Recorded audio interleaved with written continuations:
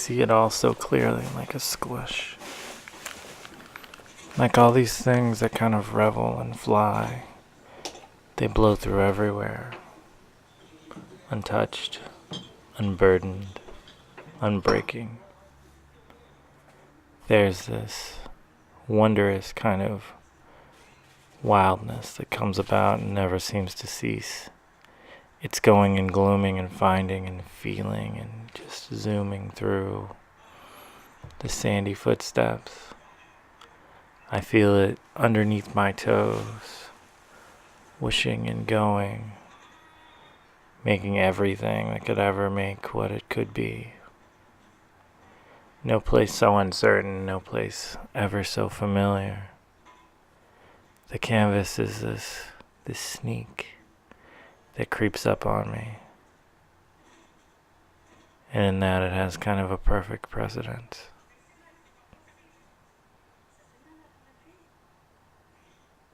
It holds not how I am, but feels exactly where and from and through and how and where and from and through and how and where and from and through and how.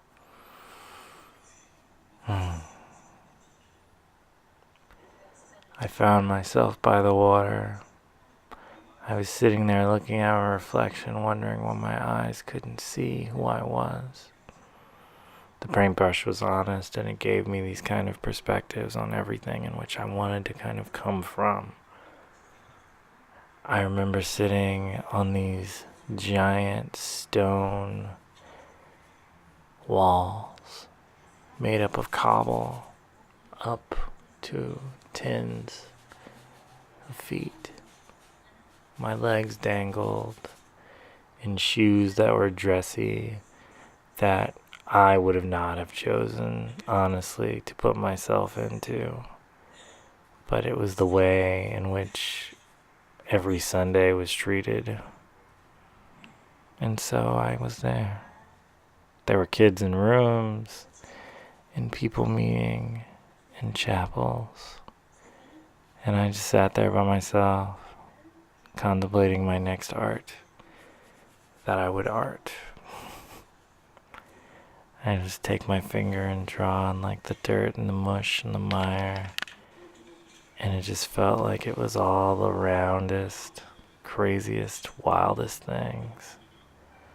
Holding hopeful on those kind of ambassadors in which everything that I would make would have the stain and the foreverness of my finger wiped on my pant leg from the red clay.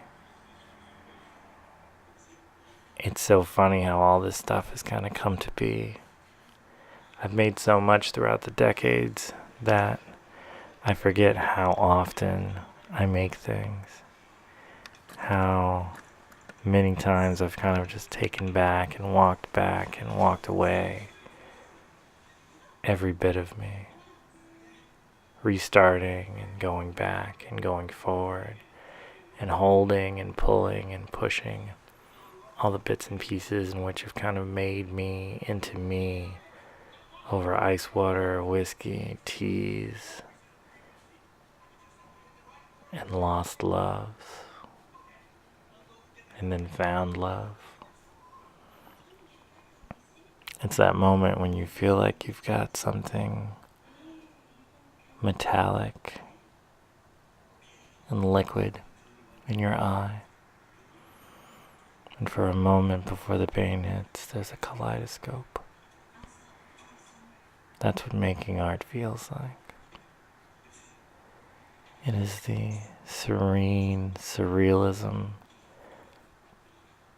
before reality kicks back in. It all just falls away. It has no importance on the things that you're making. It just is. It's an outstretched feather, whooshing past, pushing on, doing with all the things that you think you would go with. So much of me was made by that water. It feels strong and beautiful and passionate all at once, locking fingers together, asking partially what we would do and where we should stand. Does fear win, or do we create everything we've ever wanted to create in the perfect points? You search everywhere to find all these great moments, and then you find yourself staring back at yourself again, hoping that maybe you've made sense of all the things that it could ever be.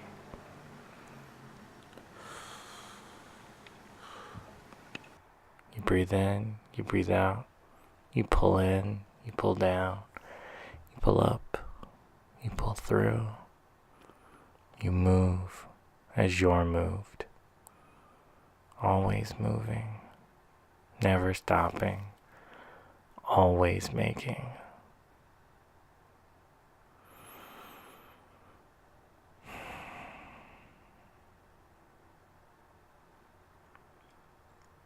We are here, hoping that each time we go forward, we're not falling back. That as we change ourselves and the canvas, everything seems to just kind of grasp and hold true. Art is the heart of things. Art is the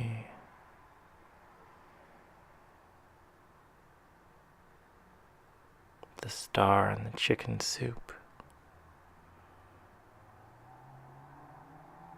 Not like the pasta star, like an ever-growing, beautiful star. We forever will find ourselves hoping and waiting and watching, building these beautiful little bits and pieces, these incredulous, gorgeous spires of integrity. I find myself sitting sometimes looking back at paintings in my chair, covered in a blanket, naked, waiting for the inspiration to attack me.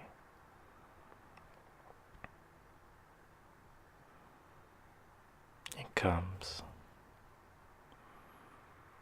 but it's always unpredictable. Nothing can be controlled. Not me, not it, not the fire, not the inspired.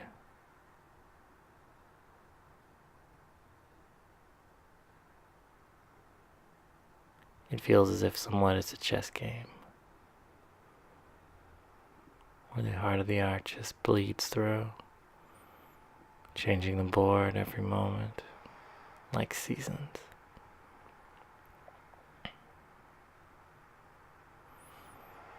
Those eyes just seem to grab me so tightly. They sit and they ponder, ever to exist for all eternity. Art is the heart, art is the soul, art is the rock. Art is a roll.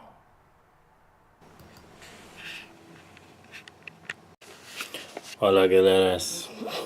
It's me.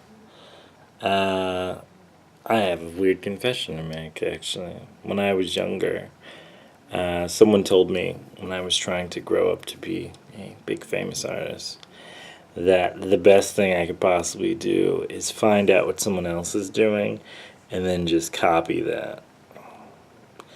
And not so much in the creative way, but in this person is saying they're doing this and they're doing that, and they're taking pictures of all their work that they're doing and all these things, and all the things they're shipping off and mailing and etc. And they said, you should just fake it. You should fake it visually to other people, so to bring the value of what you do up.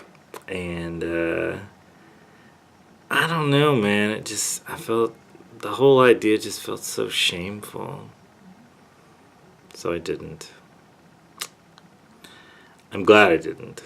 But there were moments in my life where it would have probably, I don't know if that would have worked though.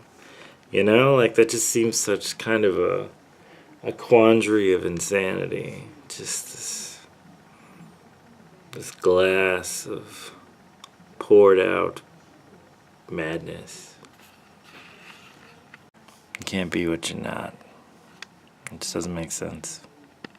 Hey guys, let me see. Go listen to Painter Files Podcast, episode 51, on everywhere you listen to podcasts. I'm on iTunes, I'm on Spotify, I'm on all these things. It's about, this episode's going to be about an Artsu story actually about voting, because I did that. So I'm working on this guy, and I think this is going to be pretty amazing.